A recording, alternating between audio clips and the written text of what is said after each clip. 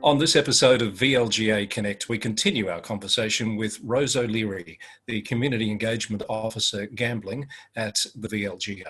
Part of Rose's work involves helping communities engage with the process when there are applications for gaming machines. Rose, let's move on to the second part of your program, the civic communities part. Really keen to hear your thoughts around how communities can be more effective in this space. Absolutely. And this is the area that I've been working in for a few years now, and I'm super passionate about. Communities are best able to participate in these processes when they're able to redirect their energy in a meaningful way. We see that people often get worked up and want to participate in the process and have their say, but if they're not doing it in the right way, it won't be effective and it won't have the outcome that they desire. So councils have a really important role to play in directing that energy of community into the most impactful way, and that's ensuring that they follow the process and have their say through the existing channels, and that might be through planning stages or through the Victorian Commission for Gambling and Liquor Regulation. So we work with councils and communities to make sure that they know what they need to be doing in order to have their say in a meaningful way for it actually to result in the outcome that they desire. Have you observed that in action in terms of getting more meaningful outcomes, or at the very least communities feeling like they've been contributing in a way that their efforts are being rewarded?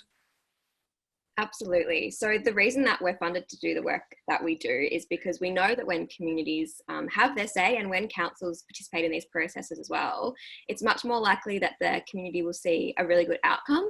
And we've seen quite a few of really positive outcomes. Shire of Cardinia, City of Whittlesea, Shire of Bawbaw. All of these are just a few examples of the many really good outcomes that have come from that in community. When they're able to redirect their energy in a really meaningful way, they're really quite happy with the outcome. And if they're not being able to be directed in a certain way, then obviously the outcome might not be possible.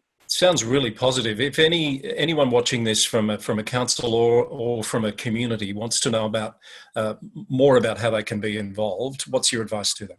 Well, I would say check out our website, so vlga.org.au, and you'll be able to see a gambling page on the front and centre of that, and you'll see my details on there as well, so please get in touch. We know that there's quite a few applications coming up in the next year or two, so I'll be reaching out to a lot of councils and communities in this time of working virtually together, yes. So hopefully I'll be in touch with you or be in touch with me.